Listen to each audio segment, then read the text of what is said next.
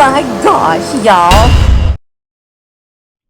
Hi, I'm R.H. Snow, coming to you live from my Boudoir of Bodaciousness and my Dubble-wide of Doom. And a toast to you from my jelly jar on a stick. And today we're actually going to be talking about my series. This part of it I really wrestled with. I don't know what to say about this. Watcher of the Damned is a 6-book series. We're working on the 7th. And actually it is going to be, this is the first mini-series in the whole story arc. There are 3 arcs that go with this entire series. It's actually a Game of Thrones level story arc. So we're starting off with a very limited view in the book, and it opens up and it gradually builds and builds and builds and gets bigger. So talking about it is hard because you end up giving away spoilers if you do that. Like, who is this gal? Well, you haven't met her yet. You're going to find out later. Just keep on reading. But we'll start off with what is the very basics of this world. This world has been ruined by great intentions. Great minds decided they were going to terraform the earth to make it a better place, and they sort of ruined everything. And as a result, there's a big cover-up going on because nobody at the corporate level likes to, deal with that.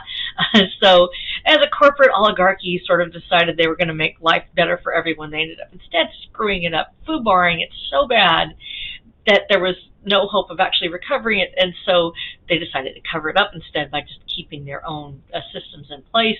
So we have these people that have been mutated by a virus that occurred, and this book was actually written prior to the pandemic. The entire arc was conceived prior to the pandemic, so it's kind of interesting. We have a group of people that have been deliberately infected with a disease. They don't know exactly how it happened. They don't know exactly what took place. They call it the happening. And when the happening occurred, 2 things took place. They lost all their ability to talk on their tech, and they became infected, and they've changed. They're called survivors. They've survived this catastrophe, this viral catastrophe that occurred for them. They've survived this mass death. There's a little problem. Women didn't fare very well.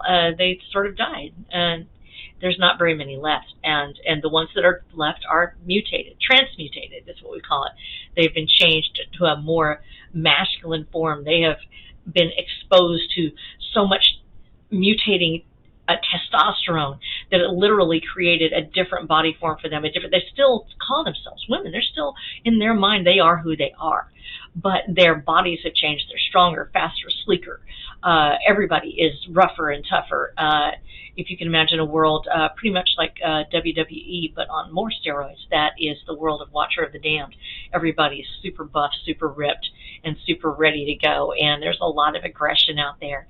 And so we have this world setting up for us with the monsters and the things that happen when you have this transformation take place in the whole physical realm and the breakdown of society. And you still have out there some sort of mysterious governing body that wants to hide what actually took place, that wants to make it better somehow. Well-meaning people perhaps who really thought they could save the world have now instead ruined it for everybody. Thanks, y'all. So if you can imagine a world where humanity's pretty much been wiped out, but the earth is beautiful. It's still gorgeous. There's still the flowers and the plants and the trees and everything else. The buildings are rotting. Things are falling down. How they look after 50 years when there hasn't been somebody there to maintain superstructure, when there hasn't been somebody there to help fix the small things. How do you even keep something like that going when there's hardly anybody left? And what do we encounter out there? What happens when you have fields of death so vast that they're literally called the unhallowed dead because you're surrounded by bones and bodies? What happens to those bacteria and things? So in addition to the things that actually exist in Texas, we also have the cryptozoology of Texas and the mythos and the lore of Texas. And what would happen if this was transformed, not just Texas as it is, but Texas as it could be if something terrible or wonderful happened and these genetic mutations took place? What would it look like? And how do we interface with it? This is a story about being put in a place you don't want to be, being made into something you might not want to be, about being told that you cannot do what you want to do, and you cannot go where you want to go, that you cannot say what you want to say because those who are in power want to hide their own failure. so they will make sure that you can't talk about it. That's the world of Watcher of the Damned. And in this case, these people are going to fight back. There is a need for physical resistance against oppression. There is a need for intellectual interaction with those who would oppress, in the hopes that you can actually bring them around to real sense. So we're going to be exploring this world with them. I'm going to give you a toast to say thank you for coming along with me today. I really appreciate your interaction. I appreciate your thoughts. And go ahead and give me a comment and subscribe. We're going to be talking about this once a week, and would love to have you along. So thank you so much. I love you. I will talk to you next week. And this is Art Snow for the Dubble-wide of Doom. We'll see you later.